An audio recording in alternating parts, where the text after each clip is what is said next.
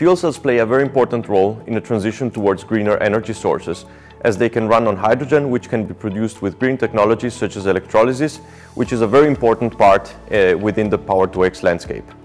Here at the Danish Technological Institute, we not only research in catalyst materials for fuel cells and electrolysis, but we also have the capabilities to set up small demonstration systems, and lately we have demonstrated them in a very interesting platform, which is the one of a fixed-wing drone.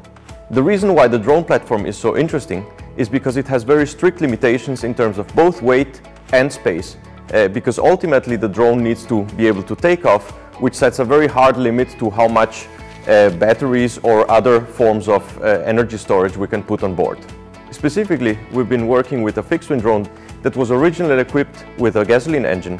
We turned it into a zero-emission drone by incorporating some proton exchange membrane fuel cells, also called PEM fuel cells, and a hydrogen tank in it. This was done within a Eurostar-funded project called HUV2, where the ultimate goal of the project was to create a drone that could be used to monitor the air quality over the ice sheet in Greenland.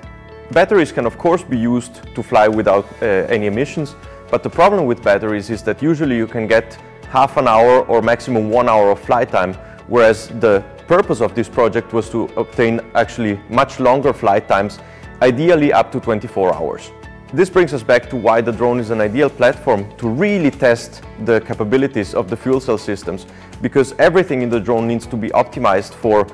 optimal takeoff weight, for long flight time, and of course everything needs to fit within a platform that was created for something completely different. The first thing we needed to do was actually to dimension the fuel cell stacks correctly so that they would have enough power to cover the cruising speed, and then we would couple them with some batteries that would have enough power to actually provide the takeoff power, which is much higher than what you actually need to fly around. As it is now, we demonstrated the technology in this very demanding platform that is the drone, but we're also hoping to continue with this work and to design a drone completely from scratch that will allow to both fly with fuel cells but also have the space for the payload that you would need. If you're curious about the project, or if you're interested in applying fuel cells in any other application, feel free to reach out to us and we will have a chat and see how we can help you or your company.